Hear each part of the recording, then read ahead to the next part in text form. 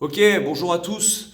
Je vais vous faire une petite vidéo de coaching juste pour vous expliquer un petit truc. Il y a eu les Open, j'ai fait quelques compétitions dernièrement et j'ai eu des discussions avec des adhérents, des clients qui étaient assez frustrés de leurs résultats ou de leur morpho ou ce genre de choses. Donc en fait j'avais envie de vous réexpliquer un truc qui moi m'a vraiment marqué la première fois que j'ai passé mon level 1 en 2012 à New York. À l'époque, j'étais allé faire quelques mots dans une salle affiliée dans le 06 qui a fermé depuis, mais j'avais pas vraiment de connaissances là-dessus et donc ben, j'ai pris un billet d'avion, je suis parti à New York, Brooklyn, CrossFit Virtuosity et j'ai passé mon level 1 là-bas en anglais. Et il y a un truc qui m'a vachement marqué pendant le level 1, et je vous conseille à tous de faire ce diplôme, hein, bien évidemment, c'est la définition du CrossFit. Et en fait, il n'y a pas longtemps, j'ai repensé à cette définition et j'ai repensé à un commentaire qu'un des formateurs avait fait là-bas et je vais vous en faire part ce soir. Donc en fait, la définition de base du CF, c'est force fois distance sur temps. Force fois distance sur temps, en fait, ça va nous donner distance sur temps, kilomètres par heure. Ça va nous donner force fois vitesse et ça nous donne puissance. En fait, la mesure dans une épreuve de CrossFit, ça va être ce concept-là. Ça va être la mesure de la puissance physique que vous avez développée. Et en fait, ce qu'on va tendre à faire, c'est à vous entraîner à développer plus de force sur une plus grande distance dans un temps plus court. En fait, c'est ça qu'on va chercher à faire. Et en fait, le formateur de l'époque m'avait dit un truc très simple. Il m'avait dit, voilà, c'est très simple, vous faites 1m80. Quand vous faites un air squat, on va dire que vous faites, je sais pas, 80 cm de flexion. Donc par exemple, si vous faites 10 reps, 1m80, pardon, excusez-moi, et vous faites, 80 kg. 80 kg de poids de corps. Vous déplacez donc vos 80 kg sur 10 fois 80 cm, donc sur 8 mètres.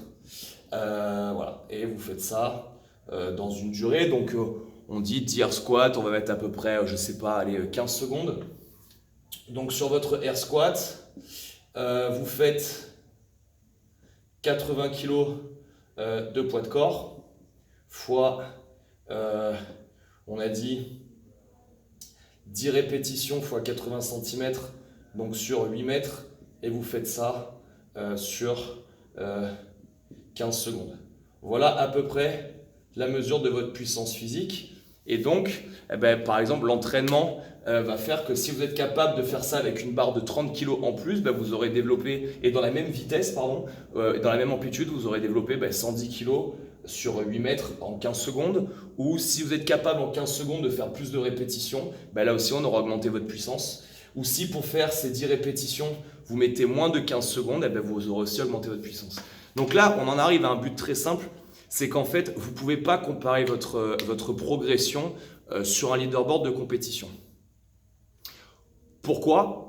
Simplement parce que si je me compare, moi, 1m85, 85 kg, à quelqu'un à côté de moi qui fait 1m, je sais pas, 65 pour 72 kg, et qu'on fait le WOD Karen, moi, je vais donc déplacer 85 kg plus 9 sur 150 répétitions. Mais par contre, j'aurai sûrement moins de distance à parcourir vu que le ballon pour nous deux est à 4,30 m, alors que la personne qui est plus petite que moi va devoir faire parcourir plus de distance à ce ballon et elle aura un body weight moins important. Donc elle devra développer une puissance qui est différente. Simplement parce que la distance qu'on aura parcourue sera différente et que le poids de corps qu'on aura déplacé sera aussi différent. On va avoir le même problème sur l'amplitude de mouvement et le temps qu'on met à parcourir. Je vous donne un exemple très simple. Moi, je m'entraîne avec des gens régulièrement différents. Sur 21 toes to bar, si on part en même temps unbroken à fond, quelqu'un qui fait 1m70 va aller beaucoup plus vite que moi pour faire 21 toes to bar, simplement parce que son amplitude de mouvement est plus petite. Et c'est pour ça que, par exemple, sur un WOD comme Fran, 21-15-9 thruster traction, par exemple, ma performance, elle peut être comparée qu'à moi. Parce que sur un thruster, vous voyez la taille de mes bras ou la taille de mes jambes, forcément, je fais parcourir beaucoup plus de distance à la charge sur le thruster ou à mon poids de corps sur les tractions que mon partenaire d'entraînement qui fait 1m72 pour 80 bars. J'ai beau aller à fond, si je mesure en centimètres la distance parcourue, et ne commencez pas à m'expliquer que blabla, compétition plus puissante. Non, c'est faux. Moi, je vous parle de mathématiques.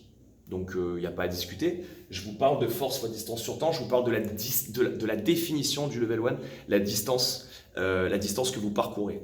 Donc, moi, je peux voir une progression sur mon Fran. Je peux voir que mon entraînement est utile. Parce que si, par exemple, mon Fran était à un score il y a 4 ans en arrière et que 3 ans après, j'étais sur un autre score et que aujourd'hui, je suis sur un score qui s'est encore amélioré, je peux voir une progression. Je peux dire...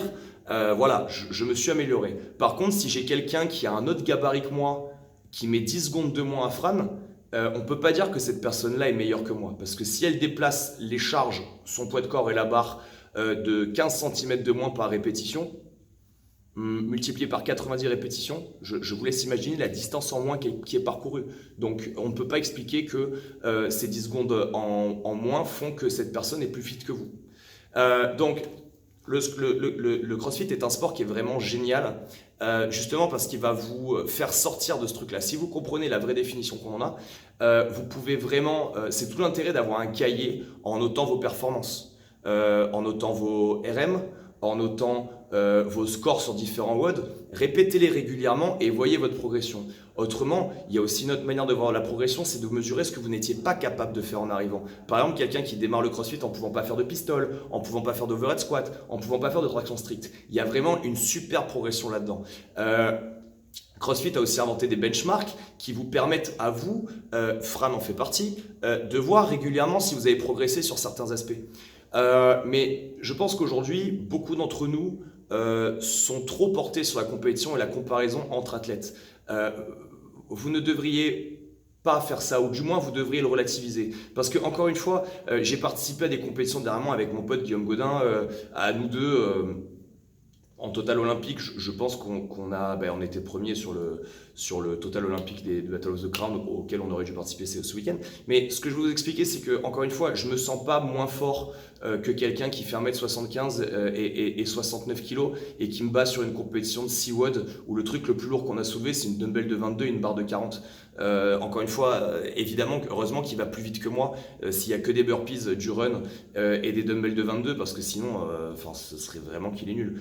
Ce que j'essaie de vous expliquer, c'est que vous devez apprécier de vous entraîner et vous devriez arrêter de vous comparer d'athlète à athlète. Moi, dans les gens que j'entraîne, j'ai toujours quelqu'un qui me dit « Oui, mais tu comprends, lui, il soulève plus lourd que moi. » Oui, mais bon, s'il fait 20 kg de poids de corps de plus que toi et que ça fait 6 ans de plus qu'il s'entraîne que toi, évidemment que sur ce côté-là, il te massacre. D'un autre côté, si vous trouvez que des gens sont plus cardio que vous, posez-vous la question, est-ce qu'il est vraiment plus cardio que vous, ce qui est possible, ou est-ce que vous avez au départ un gabarit qui vous avantage pas forcément? Ce que j'essaie de vous expliquer, c'est que je ne suis pas en train de vous dire que le gabarit est une excuse pour ne pas être performant. On peut être très petit, et en améliorant sa technique au rameur et en améliorant ses filières énergétiques, on peut améliorer ses performances au rameur. Donc je ne suis pas en train de vous dire vous êtes petit, laissez tomber, le rameur c'est pas fait pour vous. Rien à voir. Comme la gym, j'arrête pas d'expliquer aux gens que c'est pas parce qu'on est lourd ou lourde que c'est une excuse pour être bidon en gymnastique. Ça n'a rien à voir. Mais c'est vrai que c'est plus facile de soulever 100 kg en squat quand on en pèse 80 et qu'on mesure 1m70 que quand on fait 1m90 et qu'on pèse 70 kg. À un moment, il y a des mathématiques derrière ça, il y a de la biomécanique. Donc, vous êtes sûrement avantagé pour l'un ou pour l'autre. Mais en aucun cas, c'est une excuse pour privilégier un exercice plutôt qu'un autre. Au contraire, ce concept d'entraînement vous fait prendre conscience de vos faiblesses et vous invite à les travailler. Vous êtes grand et longiligne, les burpees c'est pas votre truc. Eh bien super, arrêtez de vous prendre la tête parce qu'il y a des gens qui vont plus vite que vos burpees. Faites un benchmark, par exemple 100 burpees for time ou 100 burpees box over for time et faites-le tous les 3-4 mois. Et comparez la progression à votre performance à vous. Quelqu'un de 60 kg pour 1m60 ira sûrement plus vite que vous. Mais en vrai, on s'en bat les couilles puisque c'est votre fitness que vous entraînez. C'est votre vie, c'est votre corps, c'est vos performances à vous. Donc le seul message de cette vidéo, c'est de vous expliquer que la compétition est un super truc pour aller dans une zone d'inconfort dans laquelle vous n'iriez pas naturellement à l'entraînement. C'est un super moyen de se confronter à ce qu'on appelle la résilience. On vous balance une épreuve qui ne vous plaît pas forcément. C'est intéressant, vous serez dans des conditions qui ne seront pas forcément favorables comme à la salle, etc. C'est un super truc. Mais je pense que vous devriez plus prendre de plaisir en compétition et moins vous comparer entre athlètes. On n'a pas tous le même physique, on n'a pas tous les mêmes qualités. Moi-même, je suis dans des stages d'entraînement où je fais venir des gens que je coach et évidemment, ils n'ont pas toujours, ils ont même très rarement un niveau hors norme athlétique. Et puis des fois, on fait des activités comme pendant les Watt Holiday et puis d'un coup, on va faire de la plongée, d'un coup, on va nager et je m'aperçois que des gens qui galèrent à faire un overhead squat avec une barre de 60 kg, alors que pour moi, je peux faire ça au petit-déj le matin, me mettent une pile monumentale dans une piscine. Et donc, ça fait réfléchir en fait, qu'est-ce que c'est le fitness? Est-ce que le fitness, c'est plutôt faire des overhead squats faciles à 60 kg ou est-ce que ce serait d'abord savoir nager? J'ai été en Watt Holiday le week-end dernier, 3 jours. J'avais 2 personnes, 45-50 ans, donc les épaules un peu fermées. Évidemment, tout ce qui est mobilité articulaire, c'est pas leur truc. L'haltéro, ça galère. Discussion avec eux. Les mecs sont d'anciens triathlètes, ils ont fait plusieurs Ironman. Voilà, le mec te fait redescendre sur terre. À côté, ton fitness de crossfitter, t'es une brêle. Parce que ça, c'est des gens qui se sont entraînés 25 heures par semaine pendant plusieurs années et qui sont capables de faire des trucs que toi, tu touches pas du doigt.